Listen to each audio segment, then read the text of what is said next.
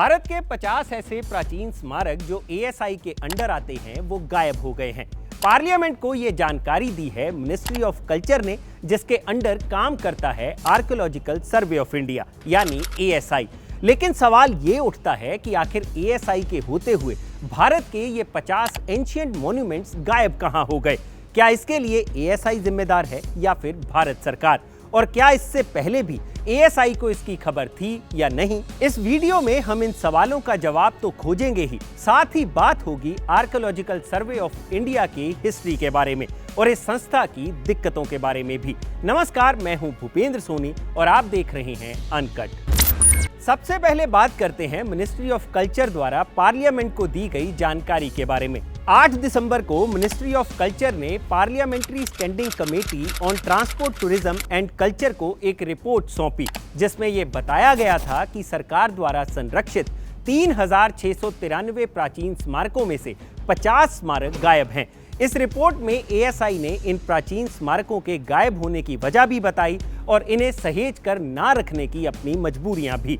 ASI ने बताया कि इन मॉन्यूमेंट्स के गायब होने की वजह है excess urbanisation, construction of dams and reservoirs और एनक्रोचमेंट। एएसआई के मुताबिक 14 मॉन्यूमेंट्स शहरीकरण यानी कि अर्बनाइजेशन की भेंट चढ़ गए। इनमें से 12 मॉन्यूमेंट्स डैम्स और रिजर्वायर्स की वजह से पानी में समा गए और 24 मॉन्यूमेंट्स ऐसे हैं जिनके बारे में एएसआई को कोई जानकारी नहीं है, यानी उनके गायब होने की वजह एनक्रोचमेंट भी हो सकती है। इसके अलावा एएसआई ने अपनी रिपोर्ट में इन मॉन्यूमेंट्स के गायब होने के पीछे की अपनी मजबूरियों को भी बयां किया है। एएसआई ने पार्लियामेंट्री स्टैंडिंग कमेटी को जो बताया उससे सरकार की कारगुजारी पर सवालिया निशान लग जाता है। एएसआई के मुताबिक 3693 प्राचीन स्मारकों में से 248 स्मारक ही ऐसे हैं जहां पर सिक्योरिटी गार्ड्स तैनात हैं। रिपोर्ट में यह भी बताया गया है कि इन स्मारकों को सेफ रखने के लिए एएसआई को 7000 सिक्योरिटी गार्ड्स की जरूरत है, जबकि सरकार की तरफ से महज 2578 सिक्योरिटी पर्सनल ही मुहैया करवाए गए हैं। कम सिक्योरिटी गार्ड्स मुहैया करवाने की वजह बजट का कम होना बताया गया है। अब लगे हाथ ये भी जान लीजिए कि आखिर किस एक्ट के तहत इन एंशिएंट मॉन्यूमेंट्स का रखरखाव किया जाता है।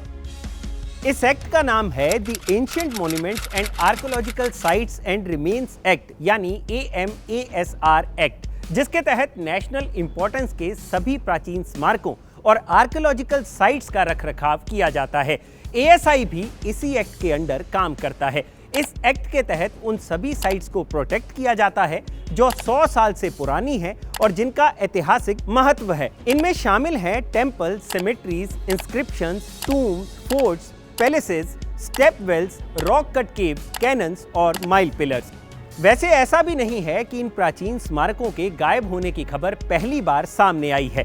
साल 2013 में कंट्रोलर एंड ऑडिटर जनरल यानी कैग की एक रिपोर्ट आई थी, जिसमें एएसआई द्वारा प्रोटेक्टेड 50 नहीं बल्कि 92 प्राचीन स्मारक गायब होने की बात कही गई थी। इस रिपोर्ट में सबसे चौंकाने वाली बात यह थी कि इसमें कहा गया था कि एएसआई को उन प्राचीन स्मारकों के बारे में पूरी जानकारी नहीं है जिसकी सुरक्षा करना उसका दायित्व है। कैग की रिपोर्ट में यह भी कहा गया था कि मिनिस्ट्री ऑफ कल्चर को इन सभी स्मारकों का इंस्पेक्शन करने के लिए कहा गया था, लेकिन उस पर भी कोई ठोस काम होता नहीं दिखाई दिया। आपको जानकर हैरानी होगी कि 2013 में कैग की इस रिपोर्ट पर एएसआई ने कहा था कि आज़ादी के बाद उसके अंडर आने वाले सभी एंशिएंट मॉन्यूमेंट्स का फिजिकल सर्वे कभी किया ही नहीं गया। हालांकि जो 8 दिसंबर को पार्लियामेंट में रिपोर्ट जमा की गई उसके मुताबिक कैग ने जो 92 प्राचीन स्मारक मिसिंग बताए थे उनमें से एएसआई ने 42 को ढूंढ निकाला है। अब लगे हाथ उन स्मारकों की बात भी कर लेते हैं जो एएसआई को कभी मिले ही नहीं। एएसआई का कहना है कि जो एंशिएंट धरोहरें नहीं मिली उनमें ऐसी चीजें भी शामिल है जिनका कोई एक एड्रेस नहीं है, यानी वो कहीं भी ले जाई जा सकती हैं, या तो उन्हें उनकी जगह से हटा दिया गया या फिर वो डैमेज हो गई। गायब हुए इन मॉन्यूमेंट्स में शामिल है तिनसुकिया आसाम के एम्परर शेर शाह की बंदूकें, अरुणाचल प्रदेश के पाया लोहित में कॉपर टेम्पल के अवशेष, Kos Minar Mujessar Faridabad Haryana, Kutumbari temple Dwarahat Almora Uttarakhand, rock inscription Satna Madhya Pradesh, old European tomb Pune Maharashtra, 12th century temple Baran Rajasthan and Telia Nala Buddhist ruins Varanasi Uttar प्रदेश।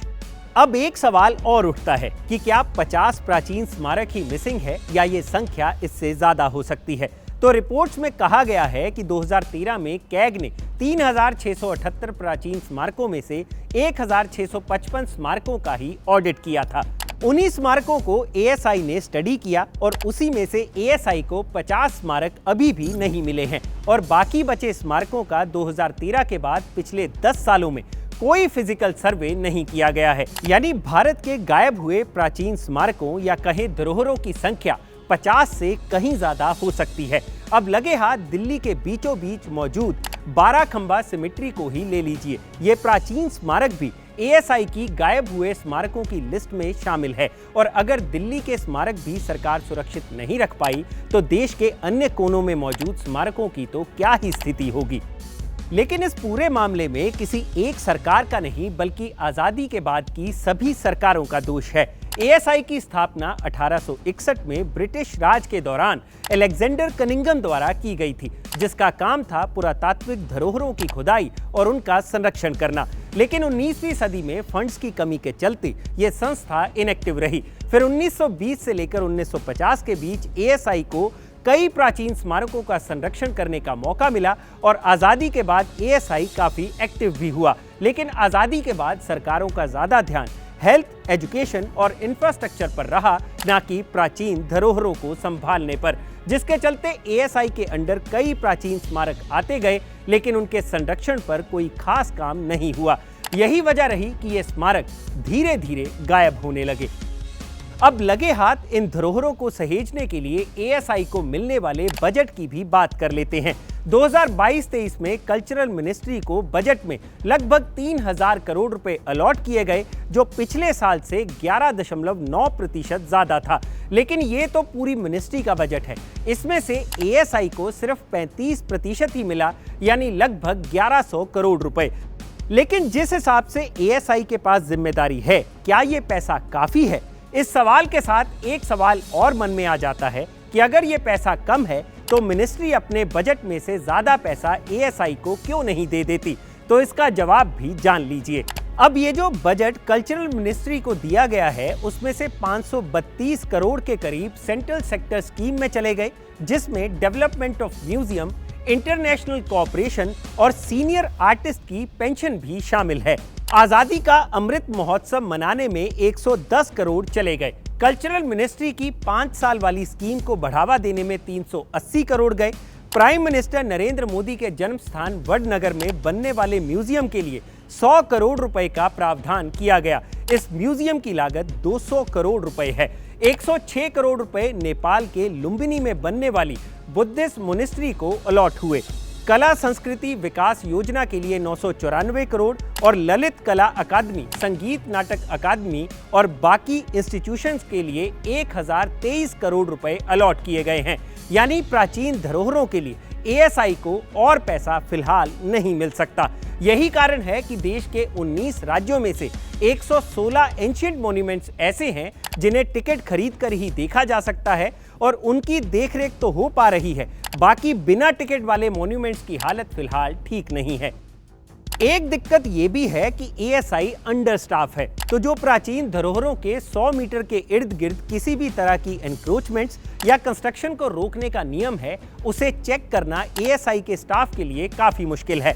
तमिलनाडु के 37,000 मंदिरों में 1 लाख के करीब कीमती मूर्तियां हैं और टीओआई की एक रिपोर्ट के मुताबिक इन मूर्तियों को रजिस्टर करने की जिम्मेदारी 2 एएसआई के कर्मचारियों को दी गई थी। जी, सिर्फ 2 एएसआई के कर्मचारी।